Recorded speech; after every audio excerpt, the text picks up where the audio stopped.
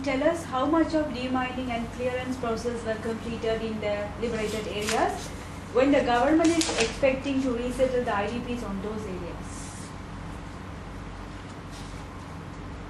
It's like this. Now, as I said, as I answered the same question, I think earlier, part of that I have already answered. In the eastern province, basically we have cleared almost all the areas except very few places where the civilian population is not there.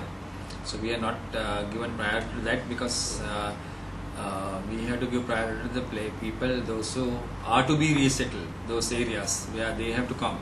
So at present, these days, the army deminers, I said more than 1,000 deminers, army engineering corps, they have been deployed mainly in Tunukai, then Mantai, then either side of the A9 from Muhamale up to Parantan, and Pokaville area, then Mullaitivu areas. So we have concentrated and we have prioritized and we are doing the demining in those areas.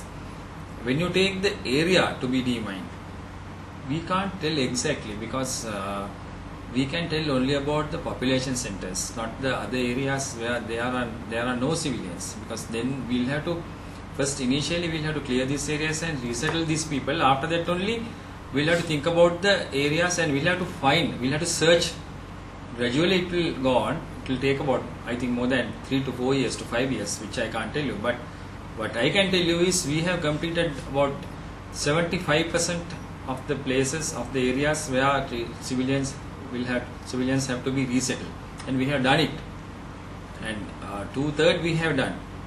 Only about another 1/3 we'll have to clear the areas to be resettled. These people to be resettled, especially as I said, the Mullaitivu district.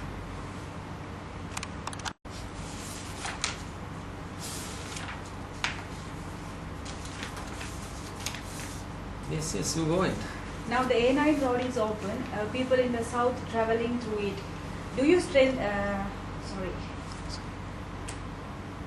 now the A9 road is open. People in the south traveling through it to the north. How do you strengthen the security of those civilians traveling through A9? I think this has been handled by our ground troops very, very tactically as professional army.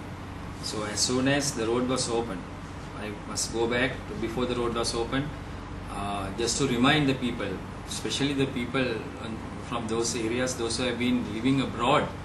When you came those periods, those times, you were never able to go beyond Omantai without paying taxes, right?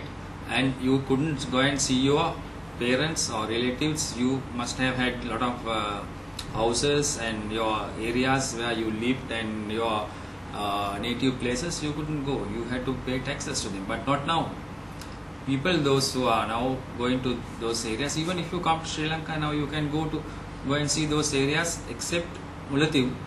Still Mullaitivu town area and Mullaitivu district we are resettling and demining processes. Otherwise you can come and go to all the other areas. There's no problem at all. Mullaitivu and certain part of Manas district also still the places where we have to do demining, and Punar inside, and those places also will be able to for the people to go. It will be open. But I am talking, when you ask about the A9 road is open now 24 hours without any problem. Anybody who use the A9 road, there are no taxes. Only one place there people will have to just give their identity. That is because to have a check how many people are going, coming, and how many vehicles are moving. So the forces and the police, they are, especially the police, not the forces, they are checking, in the sense they are having only one roadblock. Otherwise there are no roadblocks as such, not like those days. Even in Jaffna Peninsula, except the places where the camps are now in certain areas where you can't go, but where the public is there, public transport, and where public has to go, all the road blocks and no barriers in Jaffna Peninsula too. It's 24 hours. The security, when you talk about the security for the people, those who are going to Jaffna area, absolutely there's no problem. You can travel even in the night on your own vehicle. There's no problem at all. Security forces has given maximum security to the people in respect of security, we have given 100% security to the people, those who are going to Jaffna. But the problem in Jaffna is there's no accommodation. I appeal to you all to come and invest and get the infrastructure going, development work, not only the accommodation. There are so many things you can do in Jaffna, Kilinochchi, Mullaitivu and those areas. To develop those areas, I think it is up to you all to come and invest and get these places developed. You edit these things, and Yeah. Yes. The people who are traveling to Kilinochchi and Mullaitivu, do they have to get any passes from MCNS? when you talk about the passes for the people, those who are traveling to Jaffna by road, there are no passes for the Sri Lankans. You don't have to have any passes for Sri Lankans. But I must tell you, people, those who are living abroad, those who are living abroad in the sense people, those who have gone abroad and they have been living there, and when they want to come to Sri Lanka and they want to go to Jaffna, there are certain small restrictions. People are thinking that there are restrictions, but I can tell you, if only the foreigners will not be allowed still. Foreigners will have to get permission from the Ministry of Defence to go beyond Vanni, because we don't know when foreigner goes. Of course, we'll have to.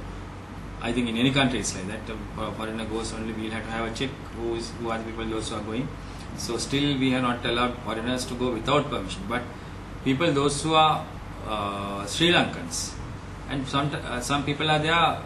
People they have got the foreign passport, but they are Sri Lankans. They don't have to take any permission. They can go. I just can say passport. If the passport indicates that her place of birth is in Sri Lanka, then there's no problem. If you have a foreign passport, but it indicates that you were born in Sri Lanka, then there's no problem. Then under 18 years of age, if his or her mother or father was born in Sri Lanka, then there's no problem. So if you are a child, if you are under 18, if your passport says that your mother is a Sri Lankan or your father is a Sri Lankan, then there's no problem. You can go. You'll have to prove your identity only that you are Sri Lankan. That's all. So, or else if you have some documentary evidence like the identity card or birth certificate or something like that, or marriage certificate, if you are married to a Sri Lankan, then of course if you are married to a Sri Lankan, you can prove. We'll say, right, if you are a Sri Lankan, if you are married to a foreigner, if you can prove that your husband or the wife is married to you, though he is a foreigner, he or she is a foreigner, you can take him. There's no him or her. There's no requirement at all to get a pass from us. But if you can't prove anything of these, that is, if you are just an alien to this country, of course, then of course you will have to get the permission. Otherwise, you don't have to.